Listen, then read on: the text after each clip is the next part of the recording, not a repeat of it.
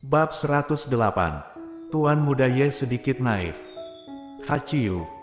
Claire Sen yang sedang tidur tiba-tiba bersin dan kemudian terbangun.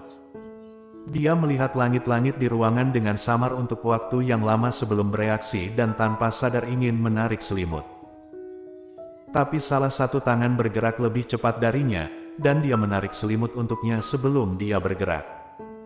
Claire Sen menatap pria itu. Tuan Muda Ye.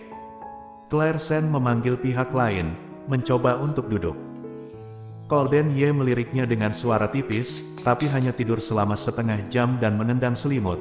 Apakah kamu menganggap anak berusia 3 tahun? Claire Sen berdiri linglung dengan nada dingin ini, menatapnya dengan bingung. Apa yang terjadi dengan Golden Ye?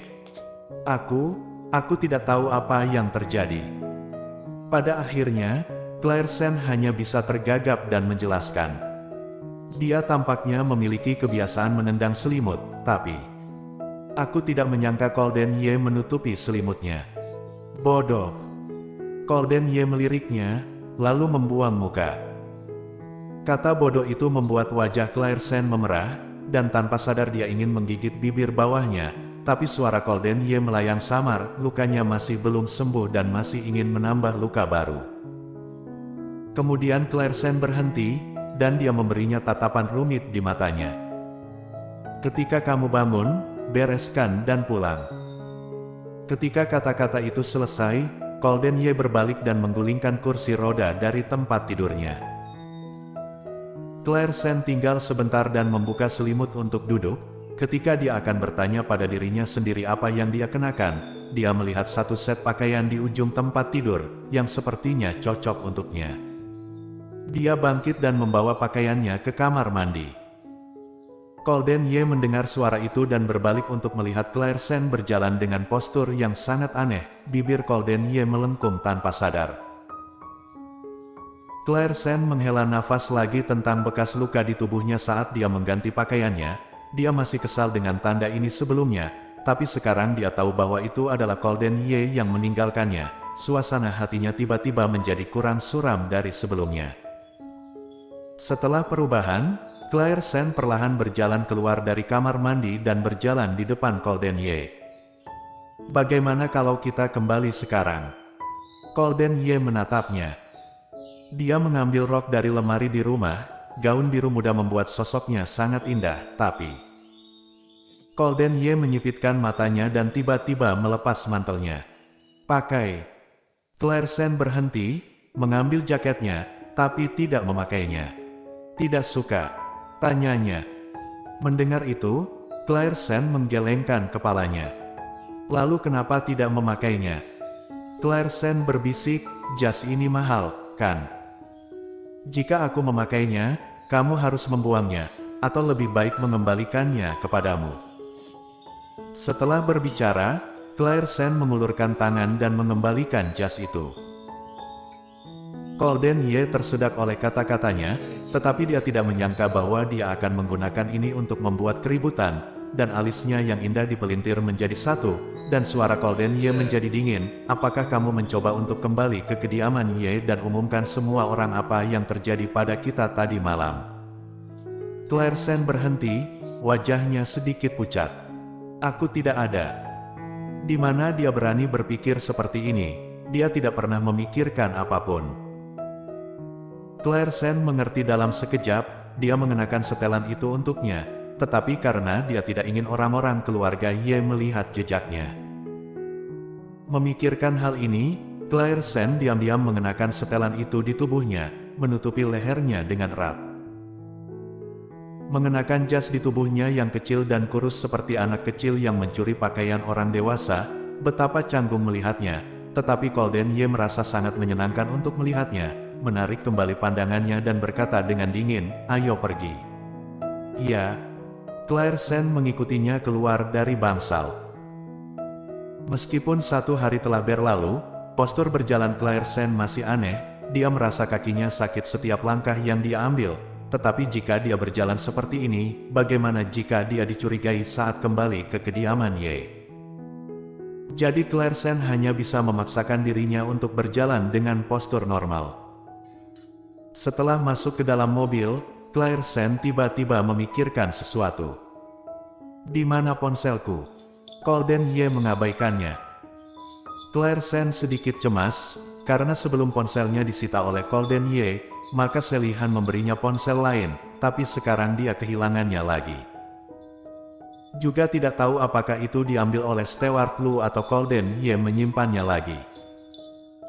Tuan Muda Ye, katamu sebelumnya, selama aku menemanimu ke perjamuan, kamu akan mengembalikan telepon kepadaku. Panggilan Tuan Muda Ye.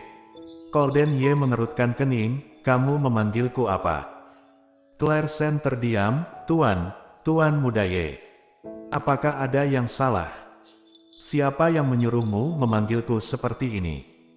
Golden Ye berteriak padanya dengan kesal.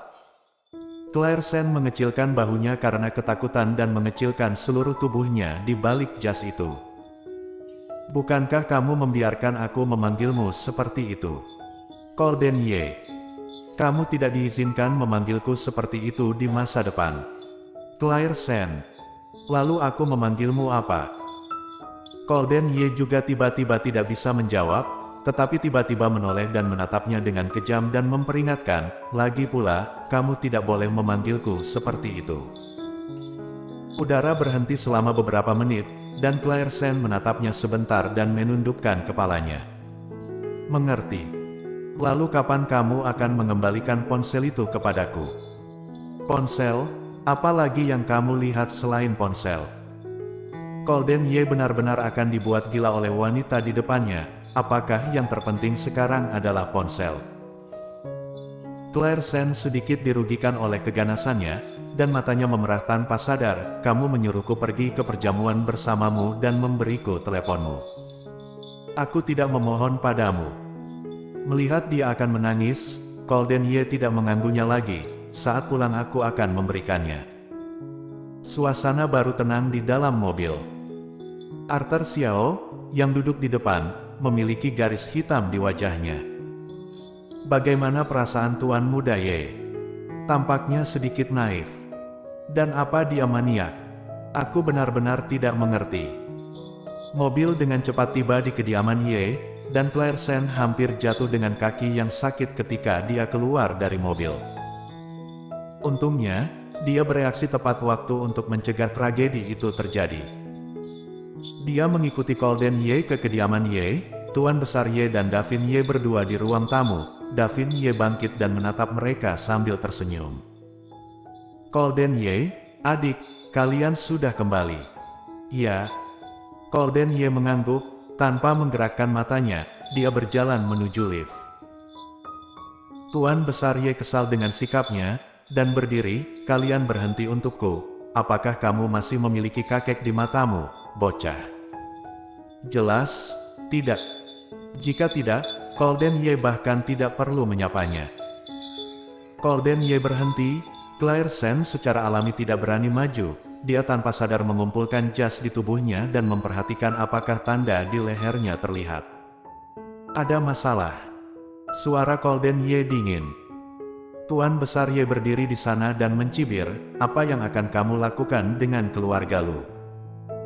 Terakhir kali kamu membuang keluarga, apa yang akan kamu lakukan kali ini? Bagaimana Steward Lu menyinggung perasaanmu? Mendengarnya, hati Claire Sen bergetar untuk beberapa saat. Apakah kemarahan Tuan Besar Ye karena keluarga Lu? Sejak kejadian terakhir, Claire Sen sekarang sangat khawatir Golden Ye akan mengambil tindakan terhadap Steward Lu kali ini. Aku tidak tahu apa yang akan dia lakukan pada Steward Lu. Bagaimana dia menyinggungku? Aku tidak perlu melapor padamu, kan? Bersambung.